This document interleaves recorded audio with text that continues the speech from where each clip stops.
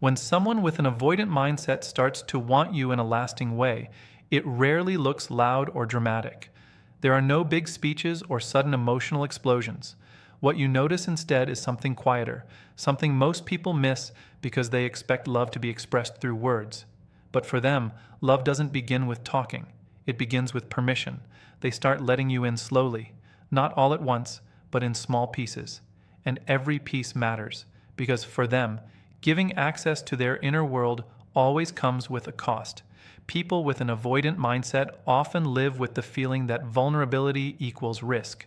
Opening up feels like losing control. Loving someone feels like losing space. So when they begin to show you who they really are beneath the calm surface, beneath the control and emotional distance, that is not casual. That is courage. They are not simply falling in love. They are choosing it step by step. Falling is accidental, but what they do is more intentional than that. It is a slow surrender they have to decide on repeatedly. You may see it in very small shifts. They stay longer in conversations they would normally escape from. Their body becomes less tense around you. Their eyes hold more depth, like they are trying to understand you beyond the surface. It's as if they are quietly asking themselves, "Can I trust this? Is this safe?" This is not hesitation in the usual sense. It is evaluation. Their mind and body are constantly checking whether closeness will cost them their identity or peace. At the beginning, what softens their defenses is not pressure or persuasion. It is recognition. Something in your energy feels steady. You don't chase, you don't force, you don't overwhelm them with demands. You simply remain present. And that kind of emotional consistency feels unfamiliar in a good way. People with an avoidant mindset are not drawn to perfection. They are drawn to safety. When they feel that safety in you, their need to run starts to quiet down. The shift is subtle. You feel it more than you hear it. They start asking you personal questions, not just out of curiosity, but because they are building a mental picture of who you are. They remember small details you didn't think mattered. They might send a random message during the day, not from neediness, but because the distance between you no longer feels dangerous.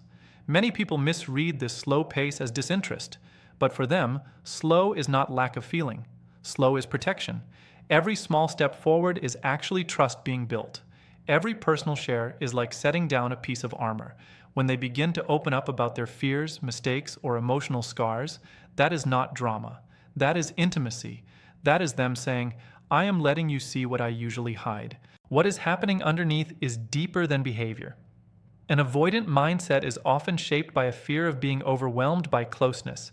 So when they start to relax around you, they are literally rewiring how their nervous system experiences connection.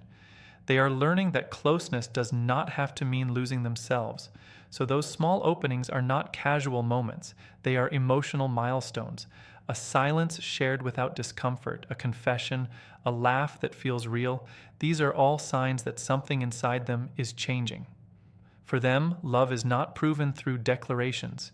It is proven through permission. When they allow you to see what they normally protect, it means they are beginning to trust that you will not use their vulnerability against them. That kind of trust is rare, and it doesn't fade quickly once it forms. That is why forcing more, rushing deeper, or demanding clarity too soon can interrupt what is naturally unfolding. What they are building is fragile at the beginning, but also meaningful in a way that is hard to replace. When someone with an avoidant mindset starts to let you in, you are not just being liked.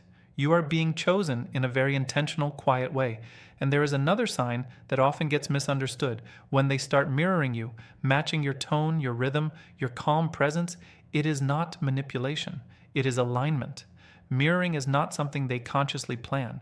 It is something that happens when their nervous system starts to feel safe with yours. It is the mind and body syncing without words. The distance between you starts to reduce internally before it ever looks obvious externally. At first, their communication may feel distant or structured, not cold, but controlled. That is because they are observing, learning your emotional patterns, checking if your presence feels steady or chaotic.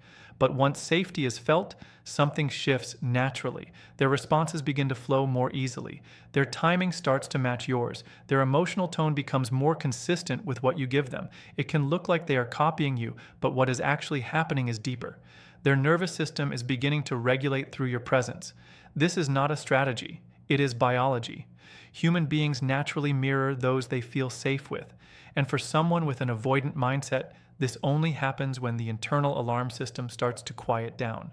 They are no longer just observing connection from a distance. They are participating in it, even if it still feels new to them.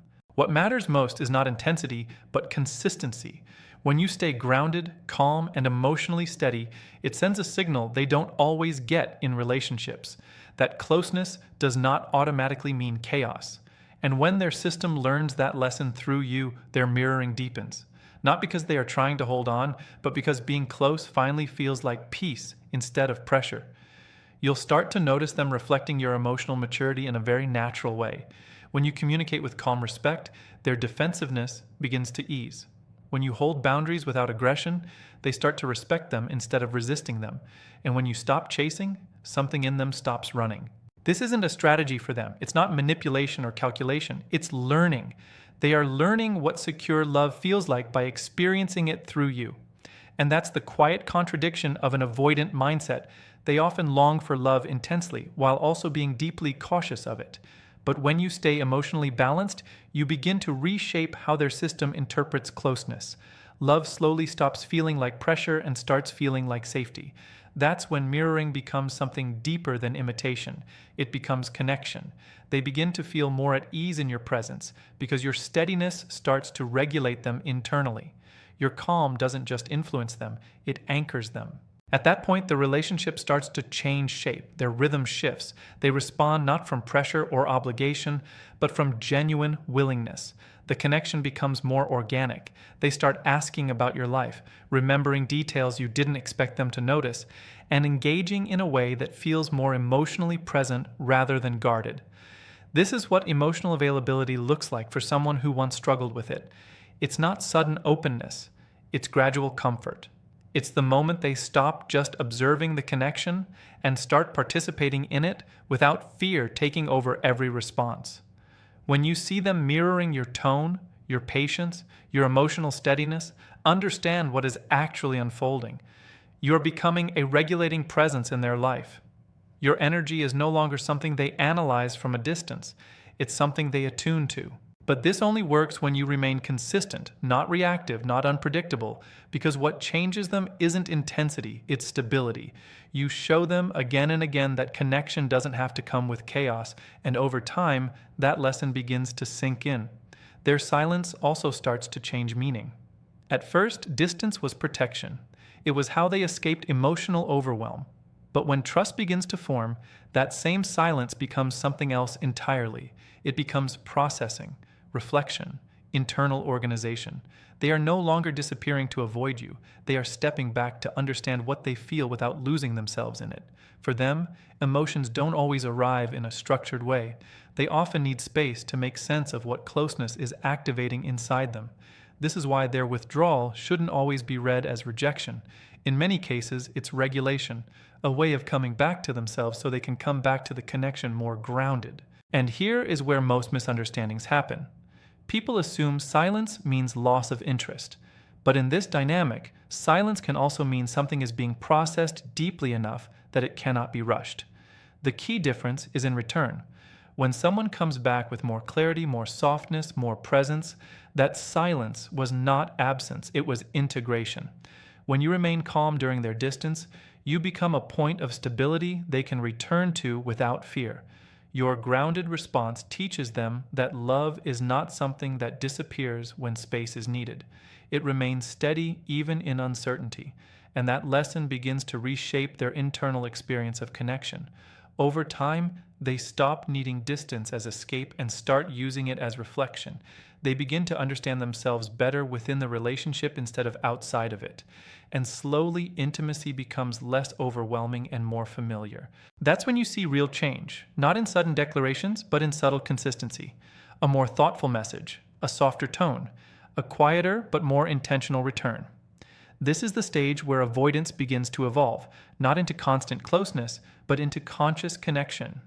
They learn that they can step back without losing you, and return without losing themselves. And that realization changes everything. Even their silence starts to carry a different meaning. It is no longer just withdrawal. It becomes space held with awareness. space used to protect something they now value instead of avoid. Because when an avoidant truly begins to care, even distance is no longer careless. It becomes intentional, measured, protective in its own way. And if you look closely, you'll notice something else too. They begin to protect your emotional energy as well. Not loudly, not dramatically, but in small, quiet ways that show they are no longer only thinking about their own safety, they are starting to consider yours too. That's the beginning of real emotional investment. They'll become more aware of how their words land, more conscious of how their moods ripple through the space between you, and more intentional about what they bring into the connection. But this isn't about control or overthinking every move. It's about care taking shape in a quiet way. For someone with an avoidant mindset, love once felt like risk. Closeness and vulnerability were tied to danger, so their instinct was always to protect themselves first. But when real emotional connection begins to feel safe, something subtle changes. That protective instinct doesn't vanish. It redirects. Instead of shielding themselves from you, they start becoming more careful with you. That's where emotional growth begins to show itself. You'll notice they start thinking a step ahead in the relationship. They don't just react anymore. They consider. There's a growing awareness of how their presence affects you emotionally. They begin to pause and think, how will this land? How will this feel for them? And for someone who once avoided emotional responsibility, that shift is significant. It's not just about avoiding conflict, it's about taking ownership of impact. When they begin to care about how their tone, silence, or reactions affect you, it means the connection has moved beyond surface-level interest. It has started to shape their internal identity.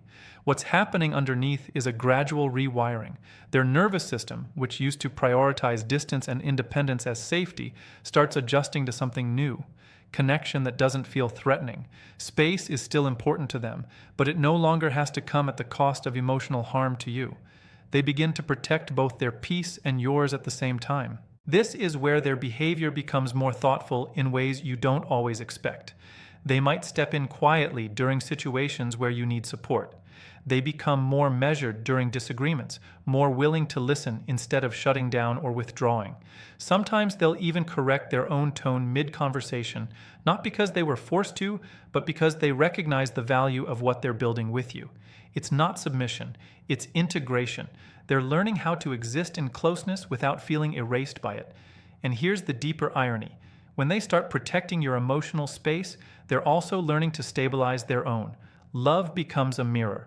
The way they treat your peace starts reflecting back into their own emotional regulation. The more they choose calm over chaos in the connection, the more internal calm they begin to experience themselves. This is the quiet shift from survival mode to emotional stewardship. They are no longer just trying not to get hurt. They are beginning to care about preserving what feels meaningful. Love is no longer something to escape from or control. It becomes something to take care of. And they rarely express this change in dramatic language. Instead, it shows up in behavior. They soften when you're tired. They hold back unnecessary defensiveness when things are tense. They choose restraint over reaction, not because they are suppressing themselves, but because they value the connection enough not to damage it. So when you notice someone who once pulled away to protect themselves now pausing to protect you, that shift is not small. It reflects a deeper internal change in how they understand love itself. At this point, they are no longer treating connection as something fragile that might destroy them. They are beginning to treat it as something worth protecting. And that is often the moment when identity itself starts to shift. For most avoidant patterns, independence was the foundation of safety. I don't need anyone was not just a belief, it was a defense mechanism. But as emotional safety builds, that belief slowly evolves into something more complex. I don't lose myself in love, but I choose it. That change is subtle, but it reshapes everything. You'll see it in the way they begin to include you in their thinking about the future without forcing it, in the way their language shifts from purely individual decisions to shared consideration, in the way compromise stops feeling like loss and starts feeling like connection. It's not dependence, it's integration. Psychologically, this reflects a shift in how their brain processes attachment. The system that once associated closeness with threat starts associating it with stability. Over time, emotional proximity stops triggering defense responses and begins to feel familiar, even grounding. And as that happens, their behavior naturally changes. They become more present, more willing to engage, more open to emotional nuance they once avoided, not because they stopped being who they are, but because they are learning a new way to be with someone without losing themselves. That's what real transformation looks like here, not the disappearance of distance, but the ability to choose closeness without fear. It often catches them off guard. There's no single moment where they consciously decide to change. Instead, love becomes the quiet force that reshapes them over time. One day, they simply realize you are no longer separate from their life story. You are part of how they define calm, stability, and emotional grounding. What once felt like attachment and risk starts feeling like familiarity and peace. The version of them that once linked closeness with loss of control doesn't disappear in an instant, but it slowly loosens its grip. In its place, something more grounded begins to form. They start to understand that real independence is not about shutting people out, but about being able to choose connection without fear of losing themselves in it. At its core, this is a deeper evolution of how they experience love. When someone with an avoidant mindset feels emotionally safe, the need for control begins to soften. Predictability, which once felt boring or even threatening, starts to feel stabilizing, and within that stability, something new grows: trust. They begin to see relationships differently, not as confinement, but as a space where both people can grow. They realize that being close to someone doesn't erase identity, it expands it, and that realization quietly changes their behavior. You'll notice it in the way they show up more willingly. Affection becomes less calculated and more natural. They begin to do things simply because they want to, not because they feel pressured or obligated. Even their protective instincts shift from protecting themselves from the connection to protecting the connection itself. It's no longer about building emotional distance as a defense. It becomes about maintaining something they now value. And here's what makes this stage so significant. Their commitment deepens in a very real way. It is not based on dependency or fear of loss, but on repeated conscious choice. They are no longer staying because they feel stuck. They are staying because they are choosing to. So when you see them including you in their thoughts about the future, understand what that actually represents. It means you have become part of their internal sense of safety. You are no longer something they approach and retreat from. You are something they factor in when they think about life itself. At that point, something fundamental shifts in how they relate to love. The person who once said, "I don't need anyone," doesn't lose their independence, but their definition of it changes. It becomes, "I am capable on my own, but I choose connection." And that shift doesn't happen because someone convinced them. It happens because their experiences with consistency, boundaries, and emotional steadiness gradually challenge the beliefs they once held. They begin to see, through lived experience, that closeness doesn't automatically lead to loss of self. Instead, it can feel safe. When that realization takes root, their behavior starts to reflect it. They don't just withdraw and return anymore. They start staying present. They engage more directly in difficult conversations instead of avoiding them. They become more willing to listen, even when emotions are uncomfortable. This is not a performance. It is internal restructuring. Their nervous system, which once equated intimacy with threat, begins to recalibrate.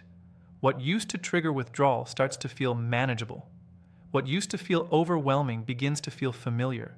Over time, connection becomes less of a stress response and more of a steady presence in their life. And with that, something even more meaningful develops: responsibility.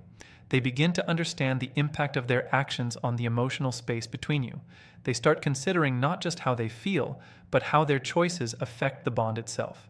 That's where real maturity shows up, not in perfection, but in effort, in choosing to stay engaged when it would be easier to pull away, in choosing communication over silence, in choosing repair over avoidance. And when an avoidant reaches this level of emotional awareness, love stops being something they escape from. It becomes something they actively maintain, not because they have to, but because they understand its value. Their presence becomes more intentional, their words become more thoughtful, their care becomes more consistent, and even though they may still need space at times, that space no longer carries the same meaning of disconnection it once did. Instead, it becomes part of how they stay balanced while still staying connected. What you eventually begin to witness is not just a change in behavior, but a change in identity. They are no longer only defined by distance. They are learning how to exist within closeness without losing themselves. And that is why, when they truly reach this point, love becomes something different for them. Not a battle, not an escape, but a daily choice they keep returning to, because staying no longer feels like losing freedom, but finally understanding what it means. In the end, what you're really witnessing is not someone becoming less avoidant or suddenly perfect at love. It's a deeper internal shift where fear slowly loses its authority and connection starts to feel safe enough to stay in. The distance that once protected them begins to lose its meaning. What used to be a reflex to run, withdraw, or shut down gradually turns into reflection, awareness, and responsibility. And the most important change is not just how they act, but how they begin to understand love itself. Love stops being something they escape from or control from a distance. It becomes something they learn to remain present in, even when it feels uncomfortable. They begin to realize that real closeness doesn't erase identity. It strengthens it when it's built on trust, consistency, and emotional safety. And slowly, without dramatic declarations, their choices start to reflect that realization. They communicate instead of disappearing. They engage instead of avoiding. They stay instead of leaving when things become emotionally real. At that point, love is no longer a fear-based reaction. It becomes a conscious decision they return to again and again. So, the conclusion is simple but powerful. When an avoidant truly evolves through love, they don't lose themselves in someone else. They finally learn how to stay connected without losing themselves at all.